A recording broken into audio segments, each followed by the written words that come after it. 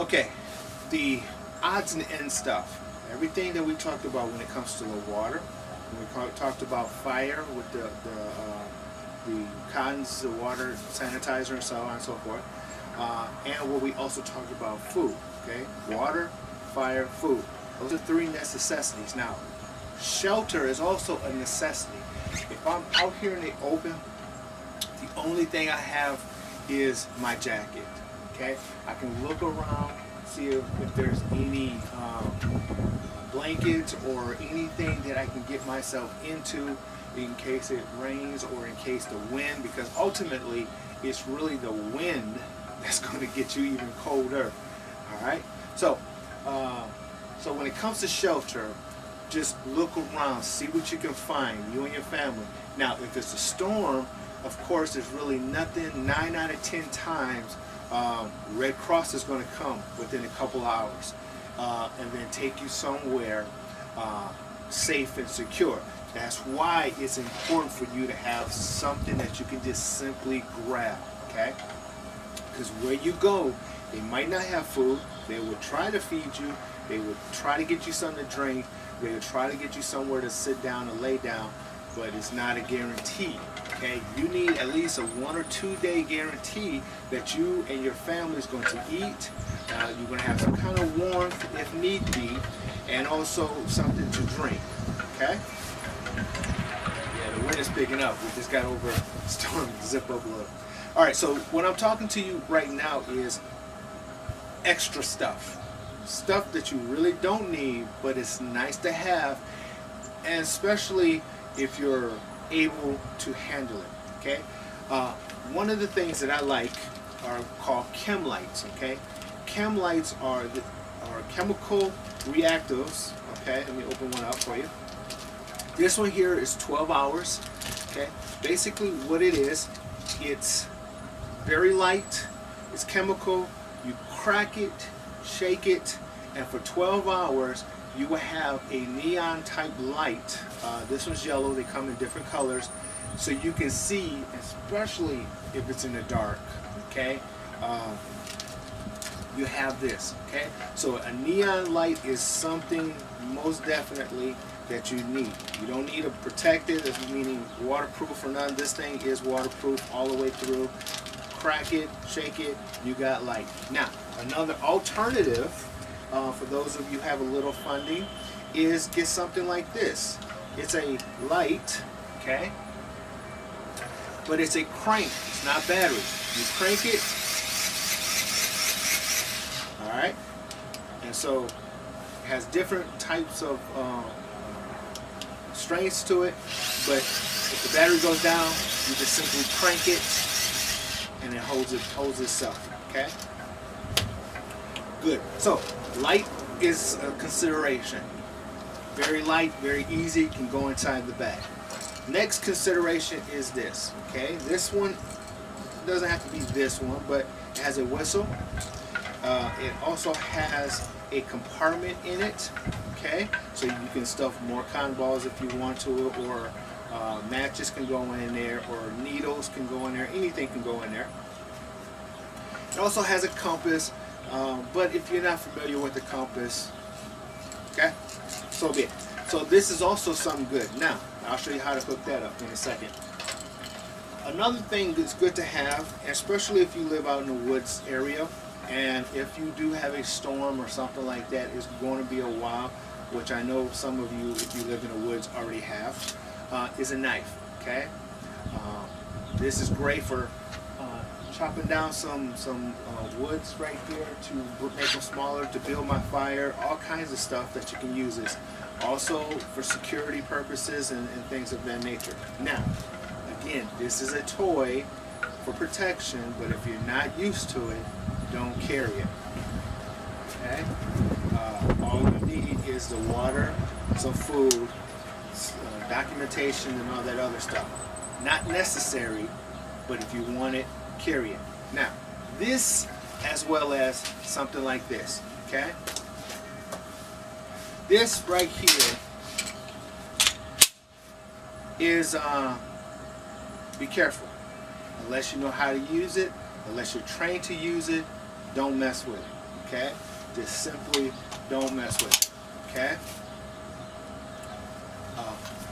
And the reason I say don't mess with it unless you know how to use it, even if you know how to use it, I would be very careful. Because if you have this weapon inside of here and the cops pull you over, and this is now considered a concealed weapon, you will get arrested. Okay? And especially in our state, Wisconsin. So unless you have been trained, unless you've been qualified, licensed to carry this, it is not necessary to have in this bag. Okay? So, secondary, light, whistle, definitely put some consideration behind it. It's not necessary. Another thing you might want to keep is a bag. Now I know keep your trash in here, do all kinds of stuff. If you get too cold and you don't have a jacket, cut the head or the end off, throw it over your head, through the hole over your head, and push it down and put your clothes on top of it. All kinds of stuff to keep you warm. Okay? So keep a bag. Bags are also good to have. Okay? And so that's it. That's all you need. Okay? So let me put this away and I will show you everything that's in the bag and show you how it looks and everything like that. Alright, so let's think about it. Got your waterproof container. Okay, this one here is for me. What do we want to put in here? We want to first put in here our water. Okay, because I don't want to contaminate this water. Yeah, I don't want to contaminate the ridge. I don't want to contaminate it completely. I want to put that in waterproof. Medications. All medications, empty. Put cotton in it. Throw it in there. These containers, these capsules, iodine capsules. Put these in here for water, sterilizing water. Container, cotton, lighter, at least 2. 1 or 2 is good, 2 is better. Hand sanitizer. Now, something I didn't say is hand sanitizers. If you got cuts, braces, take this cotton ball, clean yourself off. Make sure you don't get an infection. Hand sanitizer. Documentation is a key. It is a must. If you have nothing else, documentation. Currency, if you're like me, can go out of country. Put all that in there. Lighting, whistle, plastic bag. Put that in there. Food. 1. Put this. You don't have to put that in there. Now, suck all the air out. With this brand here, all I have to do is just roll it up, bend it, and snap. It's 100% waterproof. Okay? It will float. Now, put that in here. It's my carrying case. Put my food in here. Close it up. And for one person, for at least 3 days, this is all you need. One person for at least 3 days. You can push it for 4 days. At least 3 days. Okay? Now, let's talk about it. This is good if you have this at the house. But what if you're at your job and you couldn't get to your house? Have one of these in your car and have one of these at your job. If your job is that type of job where you can store something like this.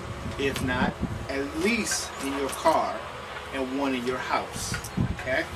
If you're at the house and you have kids, let them know if you have a fire, if you have a storm coming, if anything goes wrong, get this bag.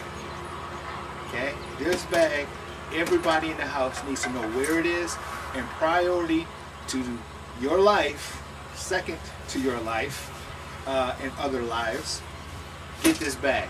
Okay? Because if your house burned up, you still have documentation, you still have medication, You still have some kind of food until Red Cross gets there. You still have some kind of way of keeping yourself warm if need be. Not to say you will need to, but it's just in case.